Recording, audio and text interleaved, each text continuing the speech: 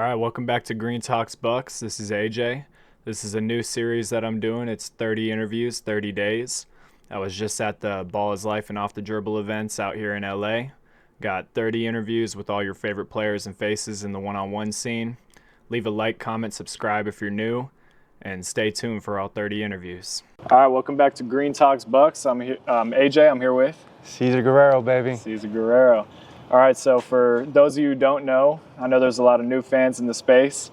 Cezar actually is an OG back in the 5-on-5 park days. Yeah. What's the difference between that and the current space right now? You know what? The atmosphere is a lot different now, considering we were just traveling park to park, playing against people from the city and everything. But now the space is developed. It's gotten into, you know, more cultural, more worldwide type of environment with the 1v1 space. And we got the likes of, you know, Nazir Kors, Uncle Scoob, Lamar Peters. So you got the top heavy hitters coming out, and, you know, they really bring the energy and the environment.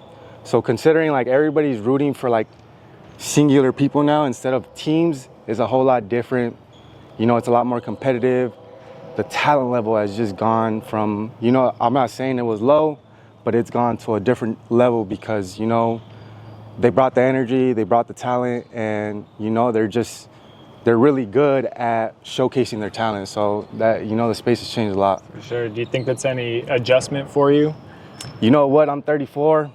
I got to condition a little different. I got to take care of my body a little different. So I got to be a little bit more on the maintenance side of stuff. But, you know, I compete with them, and it just feels good that, you know, I'm still able to do this, you know, and yeah, it's just a blessing for sure. For sure. So without spoiling anything from the first day, how do you feel about your overall performance at the Balls Life event? So I could have done a lot better on a couple of the games and stuff, but overall, you know, I think you just got to keep on pushing. You know, it's the long 3 days, very competitive, very physical 3 days. So you just got to have your mentality right and just really just go out there and compete really tough because these guys are all talented, and you know, you're being broadcasted to millions of people, so you really, like, every day has to be your best foot forward, because if you take that step back, you're just kind of like, either you won't get the call back, or, you know, it's like snip, snip, you're done. Right. You know, so you really gotta, you know, put yourself out there and really, you know, compete, because it's a very competitive space. So how does it feel to be, basically the only Hispanic American? You know what? Funny. We were just speaking about that. You know, I feel like it's different.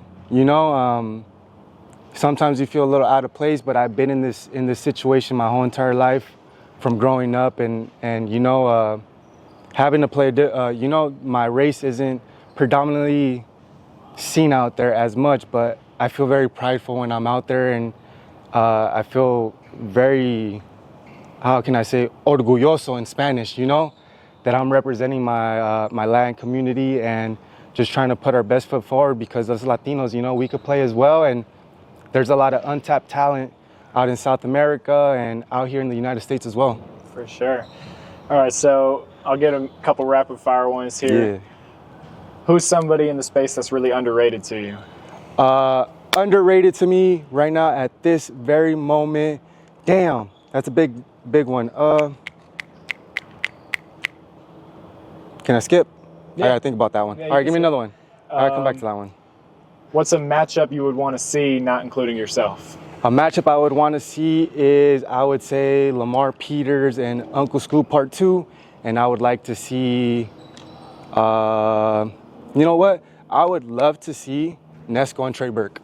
Oh, that would be a big one. I think that one would be great. And also, I would love to see Nas and Lance Stevenson. Okay. That would be big time. Okay, so it looks like you're an advocate of the high-level pros coming in here and hell yeah, let them come in here. You know, it's I would say 5v5 and 1v1 is a whole totally different space. It's a different type of basketball, a little bit more physical, and it's something that you just got to embrace and kind of being within that world. So for sure. So any warning or advice or anybody for them trying to get in for the first time and maybe they're used to a certain kind of basketball? Yeah, I would recommend to all those who are trying to get in the space or just trying to, you know, get involved in being in around the community, stay prepared and always stay ready for the opportunity, because you never know what's gonna come. You never know when you're gonna get that call. So you always gotta stay in condition. Conditioning is the biggest thing, and always being in basketball shape and just having a very mentally strong mindset going into these things, because it gets very hectic at times. And sometimes you miss a shot, you miss 3, 4, you're like, damn, like you just gotta pick yourself back up and just continue to keep on pushing. And it's just like how in Finding Nemo, they tell Dory, just keep swimming, just keep swimming. Sure. So, yeah, man, it's big time. Okay.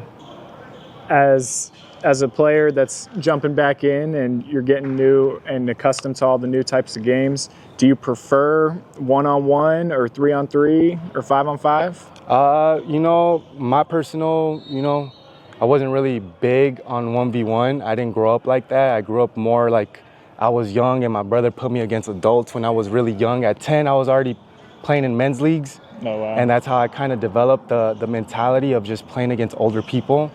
But 1v1's a different space. It's more 1v1. It's more intimate, I would say. It's mano y mano, and I look at it as boxing, UFC, and you really just gotta be prepared for everything. For sure.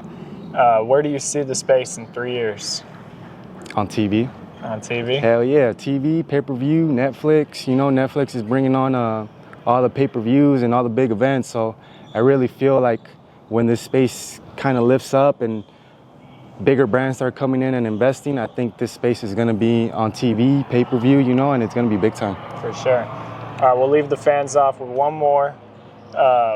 What can they expect out of Cezar in 2026? Hey, a competitor. I'm 2026, I told myself it's a redemption year, and I'm gonna come back for everything that I didn't have the last 2 years, because I wasn't a part of ballislife or anything like that, because I was more on the coaching route. But now, I'm looking for redemption. I'm looking to cement myself in the space. For sure. All right, so be on the lookout for Cezar. I already know, baby. Thanks for Seize the taking moment, time. man. Seize the moment. Yes, sir. I appreciate the interview, man. Appreciate you, brother.